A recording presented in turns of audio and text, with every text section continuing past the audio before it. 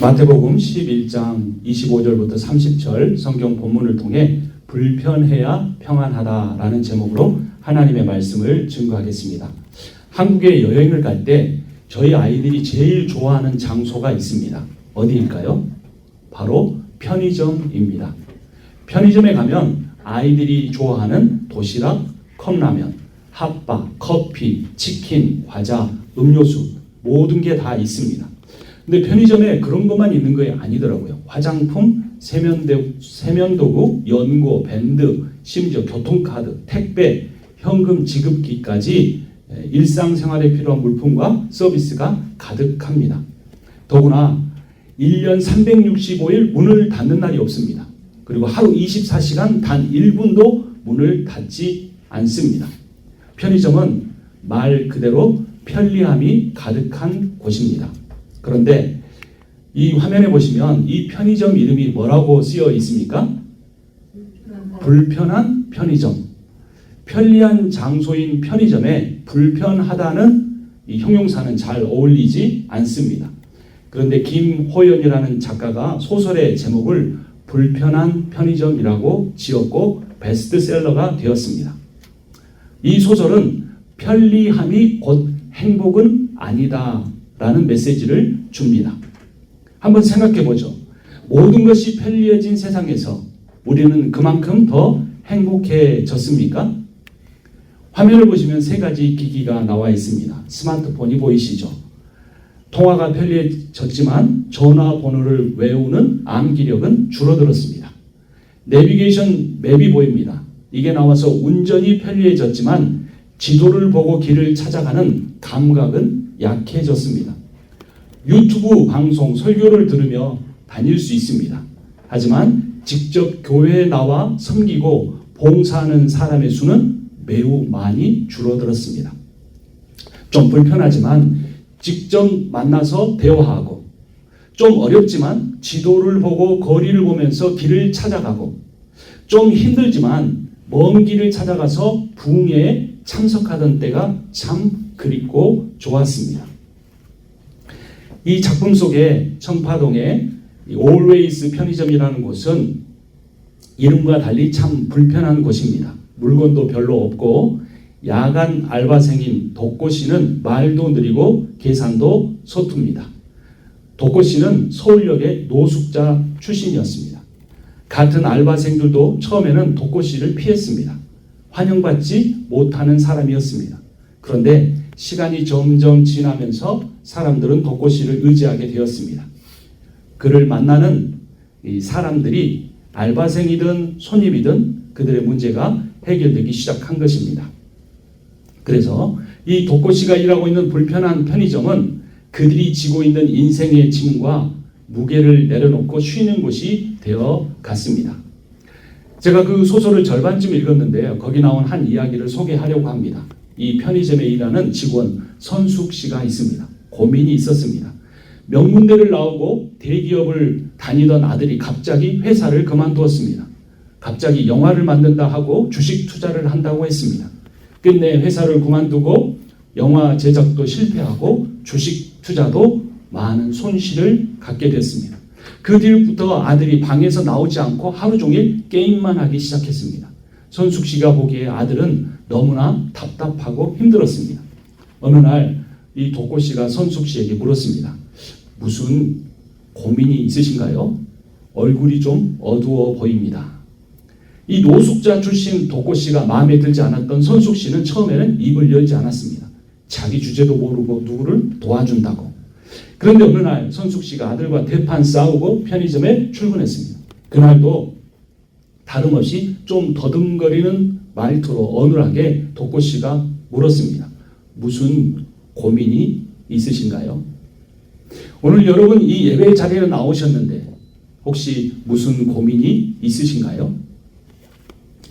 선숙 씨는 아들로 인한 자신의 답답함을 하소연했습니다. 요약하자면 아들이 자기 말을 잘 안 듣는다는 거예요. 자기 말 안 듣고 회사 그만두고 자기 말 안 듣고 영화 만든다고 해서 다 망하고 지금은 자기 말 안 듣고 방 안에서 하루 종일 게임만 하고 몸에 좋지 않은 음식만 잔뜩 먹고 있다는 겁니다. 그때 독고 씨가 그녀에게 말했습니다. 뭐라고 했을까요? 화면을 보십시오. 아들 말을 먼저 들어보세요. 지금 보니까 아들이 말을 안 듣는다고 하는데 손숙 씨도 아들 말을 잘 안 듣는 것 같아요. 손숙 씨가 대답합니다. 들어줬다가는 진짜 그만둘까봐 윽박지른 거예요. 왜 그만두냐고 물어도 말을 흐리길래 어떻게든 버텨라 라고 했어요. 근데 그러니까 그냥 질러버리고 그만두고 이것저것 하더라고요.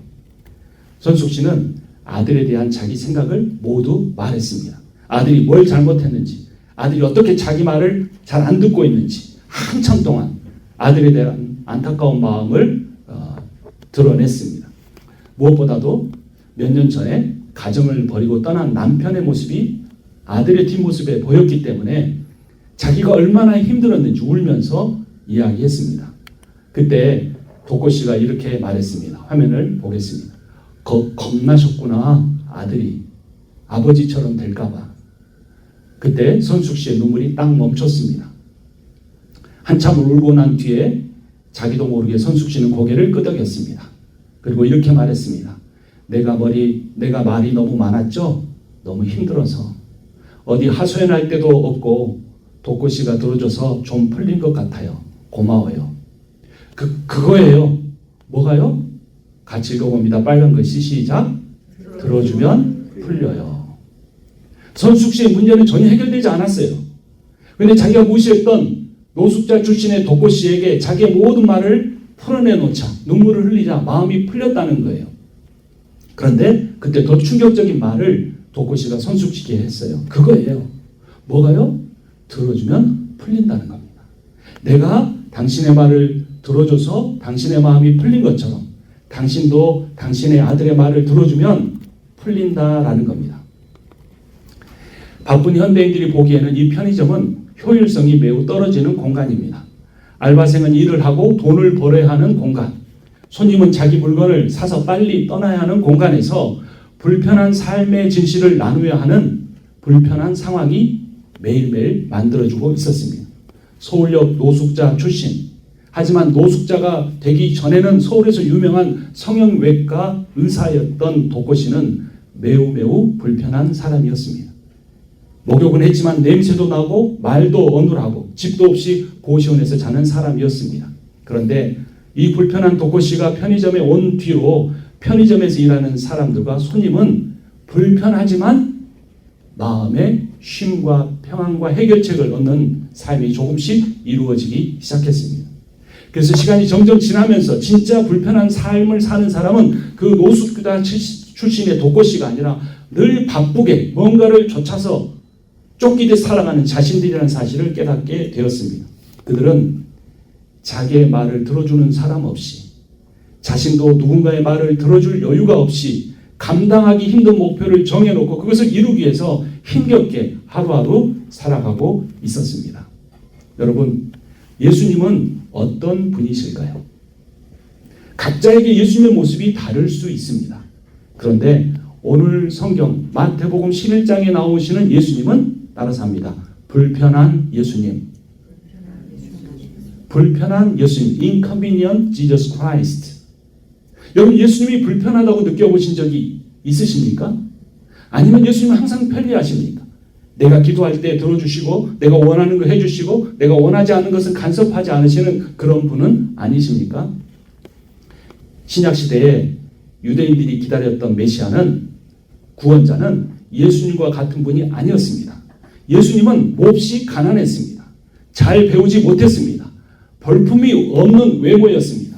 예수님의 가문은 별 볼 일 없었습니다. 예수님은 대단한 배경도 없었습니다. 하지만 유대인들이 기다렸던 구원자 메시아는 다윗 왕처럼 강한 사람이었습니다. 솔로몬처럼 지혜와 지식이 풍성한 사람이었습니다. 아브라함처럼 위대하고 부유한 사람이었습니다. 심지어 그 시대에 가장 믿음이 있었던 세례 요한조차도 저런 초라한 예수가 과연 메시아일까 의심을 하고 있었습니다. 그래서 자기 제자들을 보내 묻습니다. 마태복음 11장 3절부터 5절까지 교대로 한 절씩 읽겠습니다. 예수께 여짜오되 오실 그이가 당신이오니이까 우리가 다른 이를 기다리오리이까? 예수께서 대답하여 이르시되 너희가 가서 듣고 보는 것을 요한에게 알리되. 같이 읽습니다. 맹인이 보며 못 걷는 사람이 걸으며 나병한 자가 깨끗함을 받으며 못 듣는 자가 들으며 죽은 자가 살아나며 강한 자에게 복음이 전파된다 하라. 아멘. 예수님은 건강한 사람이 아니라 환자와 장애인과 함께 하셨습니다. 예수님은 부자가 아니라 가난한 사람들과 함께 하셨습니다. 예수님은 잘나고 똑똑한 사람들이 가기에는 몹시 불편한 분이었습니다. 예수님 자신이 못나서 예수님처럼 못나고 부족한 사람들이 가기에는 아주 편한 분이었습니다. 손숙 씨가 독고 씨의 말을 듣고 아들과 대화하기 시작했습니다. 이전에는 아들을 윽박지르고 자기가 하고 싶은 말만 했습니다. 그리고 너는 내 말을 안 들어서 이렇게 됐다고 서운한 마음을 늘 품고 있었습니다. 하지만 독고 씨와의 대화를 통해 자신이 단 한 번도 아무런 선입견을 갖지 않고 아들의 말을 들어준 적이 없다는 사실을 깨달았습니다. 언제나 아들이 자신이 원하는 대로 살기만 바랬지 모범생으로 지내던 아들이 어떤 고민을 갖고 있었고 어떤 곤란함을 겪었는지 들어주지 않았습니다. 그리고 어머니가 계획하고 깔아놓은 그 계획표에서 그 궤도에서 이탈하고 있는지 아닌지만 주시하고 있었습니다. 항상 아들의 탈선에 대해 따지기 바빴고 그 이유 따위는 듣고 있을 여유가 없었습니다. 독고 씨가 손숙 씨에게 아들에게 말 붙이라고 하면서 이렇게 권면했습니다.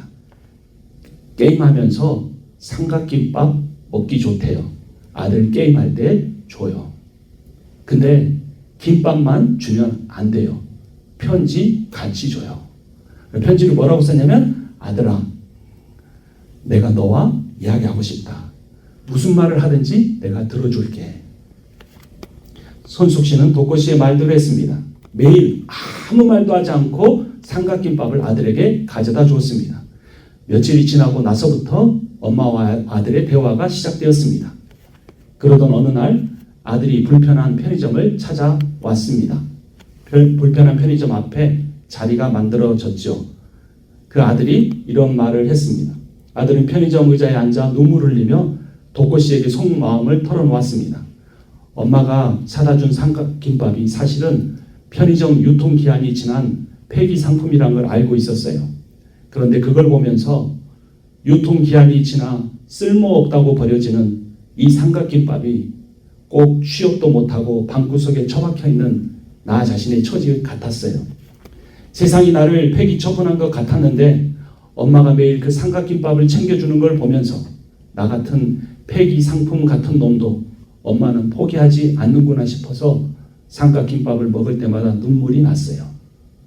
그때 노숙자 출신의 덩치 큰 알바생 독고가 그 청년의 어깨를 툭툭 치며 자신의 어눌한 말투로 이렇게 말해줬습니다. 나도 서울역에서 버려진 폐기 상품 같은 인생이었어요. 그런데 염 여사님, 편의점 사장님이 나를 거두어 주어서 지금 여기서 일하고 있어요. 청년도 폐기 상품이 아니에요. 다시 시작할 수 있어요. 편의점은 음식을 먹고 마시는 장소입니다. 그 음식들 중에서도 유통기한이 지나버린 삼각김밥을 통해 인생이 무너져버린 아들과 그 엄마를 보며 답답하며 눈물을 흘렸던 엄마의 관계가 회복되었습니다.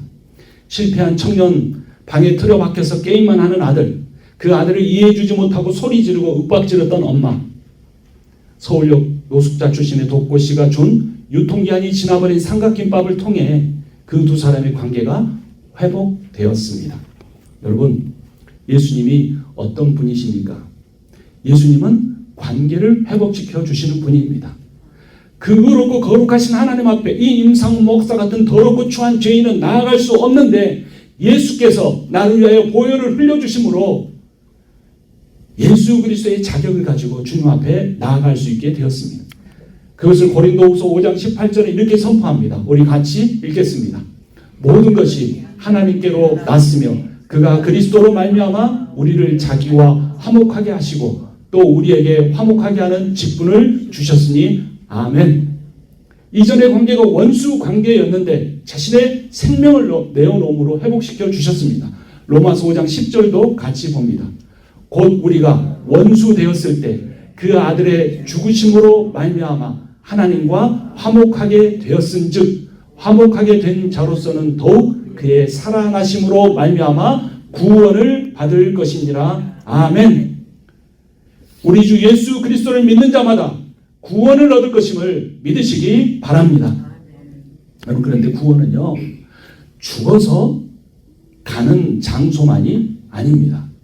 그 죽어서 가는 천국이 중요한 만큼 살아있는 동안에 무너져버린 관계, 닫혀져버린 관계, 끊어진 관계가 회복되는 것이 예수 그리스도를 통해서만 얻을 수 있는 구원입니다. 예수님은 죄인들의 친구셨고 연약한 사람들, 실패한 사람들의 가족이 되어주셨습니다. 예수님은 그들과 먹고 마셨습니다. 화려한 장소와 비싼 음식이 아니라 일상의 공간에서 아주 평범한 음식을 마시고 교제하고 대화하셨습니다. 그런데 오늘 본문 마태복음 11장에 보면 그 예수를 향하여 사람들은 이렇게 말했습니다. 19절 같이 읽습니다.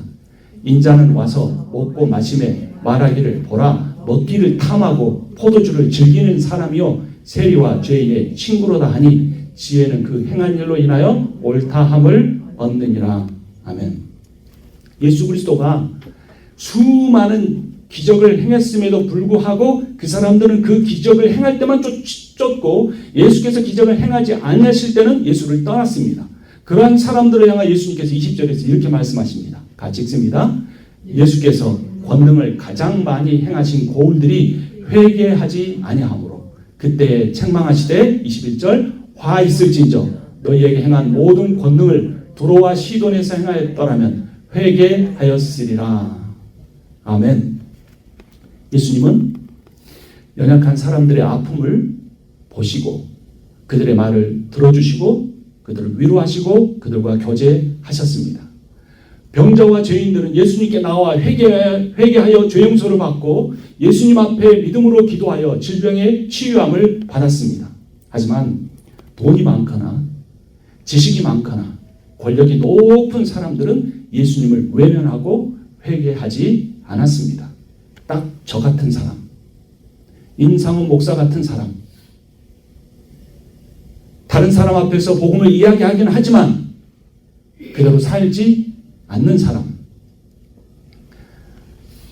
예수님께서는 자신을 판단하고 영접하지 않는 그들에 대해 이렇게 말씀하신 것입니다. 여러분, 신앙의 관건은 회개입니다. 예수님이 사역을 시작하면 첫 번째 하신 말씀 같이 따라서 합니다. 회개하라. 천국이 가까웠느니라. 아멘. 회개하는 자에게 하나님의 역사가 일어날 줄을 믿으시기 바랍니다. 회개하는 사람에게 질병이 치유되는 역사가 있을 줄을 믿으시기 바랍니다. 회개하는 사람에게 열리지 않는 취업의 문이든 결혼의 문이 하나님이 열어주실 것을 믿으시기 바랍니다. 근데 여러분, 회개는 한 번 하고 끝나는 것이 아니에요. 회개는 유례적 사건이 아니라 계속되는 태도예요. 그러니까 내가 잘못된 길을 가고 예수님으로부터 멀어지고 있었다면 그 예수님을 향해 돌이켜 오고 있는 거예요. 그런데 가다 보면 또 어디로 가요?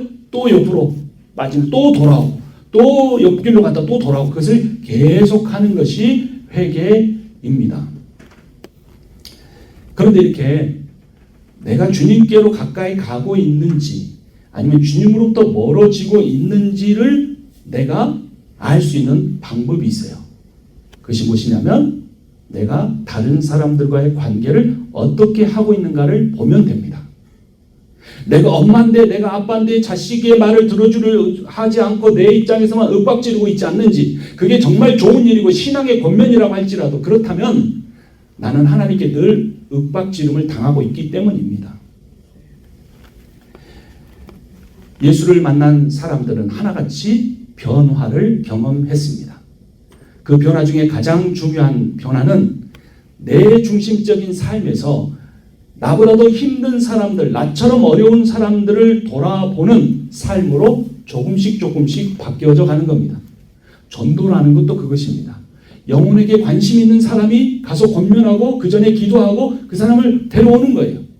음식을 대접하는 사람도 먹을 사람들이 기뻐할 것을 바라보면서 음식을 정성으로 준비하는 거예요. 하나님과의 관계가 변화되면 사람과의 관계도 조금씩 변화됩니다. 그런데 어떤 사람에게 이런 변화가 일어나는지를 우리가 생각해야 하는데, 그 말씀은 제가 읽어드리면, 그때 예수께서 25절, 그때 예수께서 대답하여 이르시되 천지의 주제이신 아버지여, 이것을 지혜롭고 슬기 있는 자들에게는 숨기시고 어린 아이들에게는 나타내심을 감사하나이다. 어떤 사람들이 회개하고 주님께 돌아오고 변화되었어요? 어린아이 같은 사람. 어떤 사람들이 주님을 떠나고 회개하지 않았어요? 지혜로운 사람, 슬기로운 사람. 학자의 지혜보다 어린이의 순박함이 우리를 관계 회복으로 이끌어 줍니다. 능력보다 연약함이 우리를 구원으로 이끕니다. 예수님께서는 우리에게 이렇게 살라고 말씀만 하지 아니하시고 삶의 모범을 보여주셨습니다. 오늘 보면 마태복음 11장 28절 말씀 우리 함께 30절까지 교독합니다. 수고하고 무거운 짐진 자들아 다 내게로 오라. 내가 너희를 쉬게 하리라. 나는 마음이 온유하고 겸손하니 나의 멍에를 메고 내게 배우라. 그리하면 너희 마음이 쉼을 얻으리니. 같이 봅니다. 이는 내 멍에는 쉽고 내 짐은 가벼움이라 하시니라. 아멘. 수고하고 어떤 짐을 졌다고요? 무거운 짐입니다. 여러분 오늘 오실 때 혹시 배낭 메고 오셨나요? 안 메고 오셨죠? 그런데 여러분 어깨에 인생의 무거운 짐이 있습니까? 없습니까? 몇 킬로 정도 되면 무거울까요? 1킬로, 2킬로, 3킬로. 근데 여기서 무거운 짐이라고 할 때 무겁다는 말은 감당할 수 없는 이라는 뜻입니다. 어떤 사람은 5킬로를 지고도 감당할 수가 있지만 어떤 사람은 500g짜리 짐을 지고도 감당할 수 없는 거예요. 우리가 인생에서 지고 있는 짐은 몇 킬로짜리냐가 아니라 내가 그 무게를 감당할 수 있느냐 감당할 수 없느냐인 것입니다. 내가 다른 사람보다 얼마나 더 짐을 지고 있느냐 덜 지고 있는가가 중요한 것이 아니라 내가 그 짐을 감당할 수 있느냐가 중요합니다. 근데 문제는 사람들이 감당할 수 없는 짐을 지고 힘들어한다는 겁니다. 그리고 그 감당할 수 없는 짐을 지는 이유는 바로 욕심입니다. 그것이 경제적인 부분이든 신체적인 것이든 관계적인 것이든 아니 영적인 목표를 할지라도 하나님과의 관계가 진전되면서 하나님이 주신 힘으로 감당해야 되는데 그것이 내게 영적 욕심이 될 때 감당할 수 없는 하나님과의 관계는 멀어져 있는데 사람의 힘으로 하려고 할 때 하다가 지쳐서 결국은 뒤떨어져 나갈 수밖에 없는 것입니다. 그런데 내가 감당할 수 없는 이유는 또 하나가 있는데 그것은 뭐냐면 그 짐을 내가 혼자 지려고 하기 때문입니다. 누구와 함께 짐을 져야 할까요? 예수 그리스도와 함께 져야 합니다. 예수님께서 말씀하신 것은 너 진 거 다 버려가 아니에요.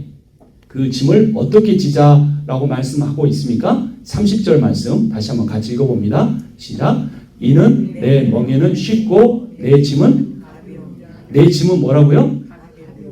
자, 전에는 무슨 짐을 졌어요? 무거운 짐 졌잖아요. 근데 예수님이 그 짐을 다 져주신 게 아니라 예수님 만나고 나니까 짐은 여전히 있는데 그 짐이 어떤 짐이 됐어요? 가벼운 짐이 됐어요. 가벼운 짐. 쉽고 가벼운 짐. 쉽다는 말은 알맞는 짐이라는 뜻이에요. 나의 영성과 나의 능력과 내가 체력적으로 감당할 수 있는 알맞는. 또 쉬운이라는 것은 경쾌한이라는 거예요. 짐을 졌는데요. 그냥 걷는 것보다 적당한 짐 지고 가면요. 더 발걸음이 무게감이 있고 좋습니다. 자, 여기 한 그림을 보십시오. 소가 몇 마리가 있습니까? 2마리가 있죠. 한 마리는 엄청 크고 한 마리는 조그맣죠. 이 두 소의 관계가 뭘까요? 엄마 소와 아기 소예요. 근데 그 엄마 소와 아기 소를 이어주는 게 뭐가 있습니까? 나무 막대기가 있네요. 이 나무 막대기를 뭐라고 할까요? 30절 다시 한번 같이 읽어봅니다. 시작. 이는 내 멍에는 쉽고 내 짐은 가벼움이니라. 자, 다시 이 소가 지고 있는 나무 막대기가 뭘까요? 멍에예요. 그렇죠? 멍에. 멍에라는 것은 2마리의 소가 이 밭을 잘 갈 수 있도록 이어주는 나무와 가죽끈입니다. 그런데 이 소 한 마리가 10kg의 힘을 낸다면 소 2마리가 끌면 20kg의 힘을 내는 것이 아니라 2마리가 끌면 30kg, 40kg의 힘을 내는 거예요. 이걸 시너지 효과라고 합니다. 근데 문제는 이렇게 소 2마리의 체격이 다를 때는 어떻게 되냐면 큰 소가 거의 다 일을 하게 되는 겁니다. 작은 소는 하는 일이 별로 없지만 뭘 배울까요? 엄마를 따라가다 보면 내가 밭을 어떻게 갈아야 하는구나. 언제 멈추고 언제 가야 하는구나. 돌 때는 어떻게 도는구나. 라고 하면서 엄마와 함께 그 멍에를 메고 밭을 가는 것을 잘 배우게 되는 것입니다. 예수 그리스도는 우리를 구원해 주실 뿐만 아니라 우리가 인생에서 지고 있는 모든 짐을, 그 무거운 짐을 쉽고 가벼운 짐으로 바꾸어 주시는 분이십니다. 여러분, 예수님과 멍에를 맨단 말은 무슨 뜻이냐면 예수님과 함께 살아간다라는 겁니다. 여러분, 예수를 믿으십니까? 예수를 믿는다는 말이 무슨 뜻일까요? 예수를 믿는다는 말은 예수에 대한 지식이나 교리를 갖고 있다는 의미만이 아닙니다. 예수를 믿는다는 말은 다른 사람이 성경을 읽을 때 발견하지 못한 진리를 내가 발견했다는 뜻만이 아닙니다. 우리의 믿음의 대상은 성경이 아니라 그 성경이 가리키고 있는 살아계신 하나님의 아들 예수 그리스도이십니다. 성경은 예수를 가리키는 수단입니다. 우리가 153 성경 운동을 하고 있고 매일 15분씩 성경을 읽지만, 그리고 하루 3번씩 기도하는 생활 습관을 갖지만 그 성경을 읽는 습관이나 읽어서 내가 갖게 되는 지식이 아니라 중요한 것은 그 성경 말씀을 통해서 예수님을 만나고 예수님이 어떤 분인지 깨닫고 예수님과의 관계를 조금씩 더 가깝게 쌓아가는 것입니다. 성경은 인포메이션이 아니고 트랜스포메이션을 요구합니다. 인포메이션은 정보이고 트랜스포메이션은 변화입니다. 물론 바른 지식이 들어올 때 우리가 변화되지만 그 지식에만 머물지 않고, 아니 그 남들이 가진 지식의 100분의 1밖에 안 가졌다고 할지라도 그 작은 지식을 가지고 예수님과 동행하는 삶을 실천할 때 우리의 삶에 트랜스포메이션, 변화가 일어납니다. 성경 말씀을 통해 우리가 매일 예수님을 만나고 예수님과의 관계를 만들어 가야 합니다. 그런데 그럼 예수님과 이 관계를 가져갈 때 제일 중요한 게 뭔가를 꼭 명심해야 합니다. 따라서 합니다. 맡김입니다. 저 어린 소가 어미 소에게 뭐 했어요? 맡겼어요. 뭘 맡겼죠? 밭을 가는 방향, 힘 조절, 주인의 목소리를 알아듣는 모든 것을 맡기고 따라가는 겁니다. 그 맡기는 삶을 통해 배워가는 겁니다. 맡김은 내 삶의 주권과 통제권을 쥐려는 집착을 내려놓는 행위입니다. 이게 안 되면 자기만 휘어잡으려고 하지 않고 가정도 휘어잡으려고 하고 교회도 자기 뜻대로 끌고 가려고 할 수 있습니다.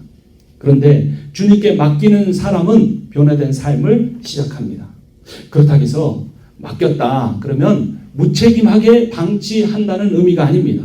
맡긴다는 것은 나의 한계를 인정하고 하나님을 의탁하는 용기입니다. 여러분, 용기 있는 사람만 맡길 수 있습니다.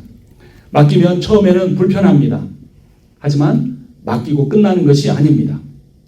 수고하고 무거운 짐을 내려놓는 다음에 쉽고 가벼운 주님의 짐을 지는 것입니다. 그 맡김에 대한 구절, 두 구절 우리 함께 읽겠습니다. 베드로전서 5장 7절입니다. 너희 염려를 다 주께 맡기라. 이는 그가 너희를 돌보심이라. 아멘. 시편 37편 5절 읽습니다. 내 길을 여호와께 맡기라. 그를 의지하면 그가 이루신다. 우리가 맡기면 누가 이루신다고요? 우리 주 예수 그리스도께서 이루어 주십니다. 맡김이 처음에는 불편하지만 그 불편한 맡김을 통해 예수님이 주시는 평안을 얻을 수 있습니다. 그래서 오늘 설교의 제목이 무엇입니까? 따라서 합니다. 불편해야 평안하다. 반대로 생각하면 내 삶이 평안하지 못하다면 덜 불편하기 때문이에요. 신앙생활은 불편한 겁니다. 예수님 만난다고 모든 문제가 해결되는 것이 아니라 오히려 더 뭔가 불편한 것, 내가 감당해야 될 것, 내가 내려놓아야 할 것이 있습니다. 근데 그 불편한 과정을 지나는 사람만이 주님이 주시는 평안을 누릴 수 있습니다.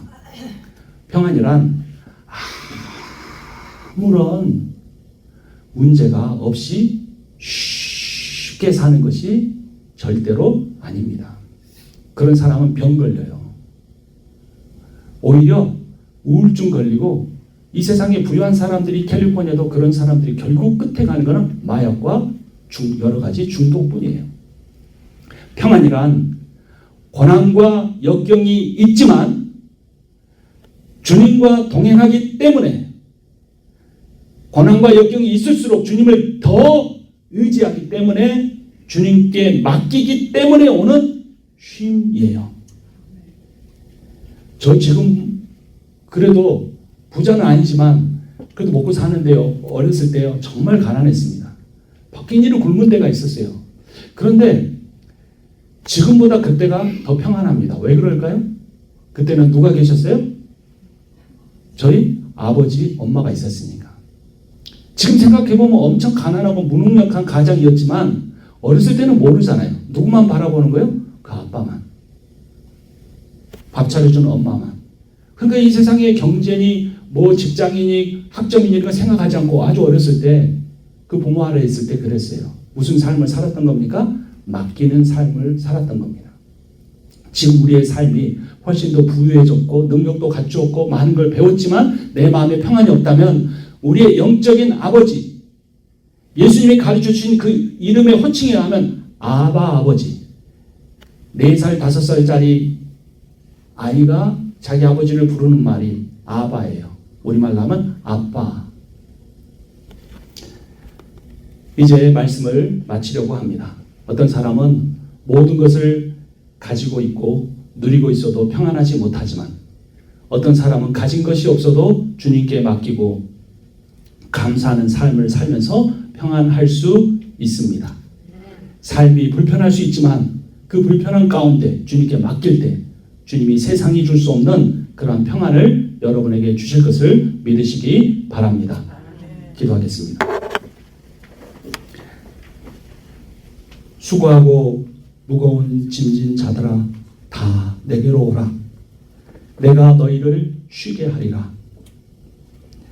너희는 내게 와서 내 멍에를 메고 내게 배우라. 내 짐은 쉽고 가벼움이니라. 살아계신 하나님 아버지, 은혜를 감사합니다.